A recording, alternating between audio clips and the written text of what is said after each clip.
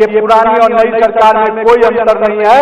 ये लोग भी महिलाओं के अपमान को, महिलाओं का शोषण लगातार हो रहा है और हमारे कार्यकर्ता आज पूरी तरह से तैयार हैं कि इस चुनाव के संग्राम के साथ हम उनको आवाज, उनके लड़ाई को आगे बढ़ाएंगे और महिलाओं के इस विषय को लेकर हम एक एक घर में जाकर उनके द्वारा जो दमन किया जा रहा है उसके खिलाफ आवाज उठाएंगे। మిత్రులారా, ఒకవైపు దేశంలో ప్రధానమంత్రి నరేంద్ర మోడీ గారు మహిళల యొక్క సంక్షేమం కోసం, మహిళల యొక్క మరి వారి ఏ రకంగా సమాజంలో దేశంలో అందరితో సమానంగా రాణించడానికి నారీ శక్తి పేరు మీద అనేకమైనటువంటి కార్యక్రమాలు వారు తీసుకుంటా ఉంటే, ఈ రాష్ట్రంలో మరి కాంగ్రెస్ ప్రభుత్వం గత 2 సంవత్సరాలుగా మహిళలకు ఎన్నికల ముందు వాగ్దానాలే 2,500 రూపాయలు నెలకు మహిళలకు ప్రతి కల్పిస్తామని చెప్పారు. అదే రకంగా కళ్యాణ లక్ష్మి పేరు మీద సులభ బంగారం ఇస్తామన్నారు 1,00,000 రూపాయలతో పాటు. ఈ రకంగా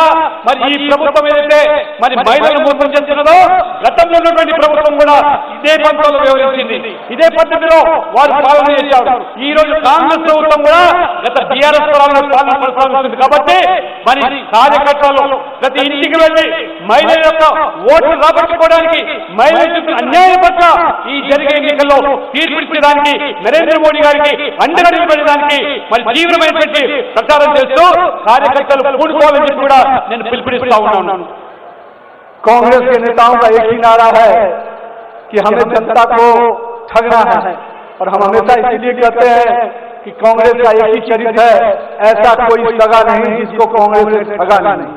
किसान भाई हो, हमारे SC ST के भाई हो या हमारे OBC वर्ग के लोग हो, सबसे उन्होंने जो वादा किया, चाहे किसान भाइयों के लिए 15,000 रायसू भरोसा का वादा हो, चाहे हमारे SC ST भाइयों के लिए अम्बेडकर अभय स्तंभ को, चाहे इंदिरा के नाम पर जो आवास योजना लाने की बात थी, उन सभी चीजों को हमेशा कांग्रेस ने धोखा दिया जनता को।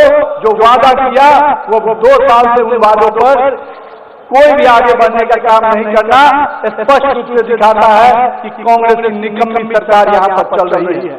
మిత్రులారా, కేవలం మహిళలు మాత్రమే కాదు, ఈ సమాజంలో ఉన్నటువంటి ముఖ్యంగా రైతులు, బడుగు బలహీన వర్గాలైనటువంటి SC ST OBCలను కూడా ఏ రకంగా దగా చేస్తూ ఉన్నదో, ఏ రకంగా మోసం చేస్తున్నదో, ఎన్నికల మీద ముందు ఇచ్చినటువంటి వాగ్దానాన్ని కూడా తుంగలో తొక్కేసి రైతులకేమన్నారు, రైతు భరోసా పేరు మీద 15,000 రూపాయలు ఇస్తామని చెప్పారు. రుణమాఫీ అన్నారు, రుణమాఫీ చేయలేకపోయినారు. భూమి లేని వ్యవసాయ కూలీలకు కూడా 12,000 రూపాయలు ఇస్తామని చెప్పారు. ఈ రకంగా అనేక రకాలుగా వాగ్దానాలు చేసి SCలను మోసం చేశారు, BCలను మోసం చేశారు, ఆదివాసీలను మోసం చేశారు. ఈ మోసం చేసినటువంటి పార్టీకు మనం తగిన రీతిలో బుద్ధి చెప్పాల్సిన అవసరం ఉన్నది. ఈ వర్గాలకు న్యాయం చేయాలంటే భారతీయ జనతా పార్టీ రావాలనేటువంటి ఒక ఆలోచనతో మనం పనిచేయాలని చెప్పి కూడా నేను కోరుతా ఉన్నాను. जहां एक और BRS की सरकार गई और कांग्रेस आई, पर कमीशन राज और माफिया राज बंद नहीं हुआ।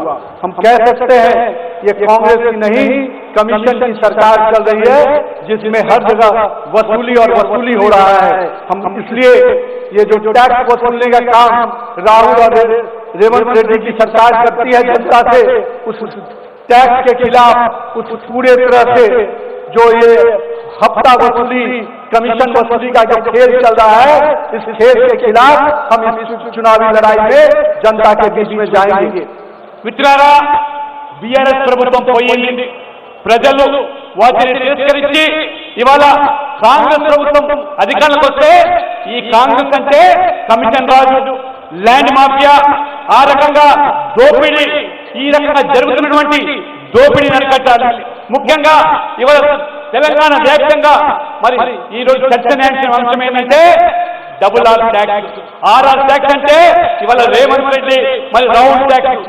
ఏ రకంగా ఇవాళ కమిషన్ల పేరు మీద మరి పనులు కావాలన్నా లేదా బిల్లులు కావాలన్నా కమిషన్లు వసూలు చేసేటువంటి ఈ ప్రభుత్వానికి ఈ రోజు ఎన్నిక ద్వారా వారికి నూకలు చెల్లించాల్సిన అవసరం ఉంది. అందుకనే ప్రజలు సమాయత్తం చేసి ఈ కమిషన్ ప్రభుత్వాన్ని, ఈ అవినీతి ప్రభుత్వాన్ని పూర్తితో పెళ్లికి వేయాల్సినటువంటి అవసరం వచ్చిందని చెప్పి కూడా ఈ సందర్భంగా నేను తెలియజేస్తా ఉన్నాను. आज जहां एक और नरेंद्र मोदी की सरकार तेलंगाना के जनता के प्रति प्रतिबद्ध होकर यहाँ के विकास की चिंता कर रही है, चाहे रेलवे में हेतु रिकॉर्ड 5,400 54 करोड़ की योजना देना, चाहे हैदराबाद पुणे, हैदराबाद बेंगलोर, हैदराबाद चेन्नई हाई स्पीड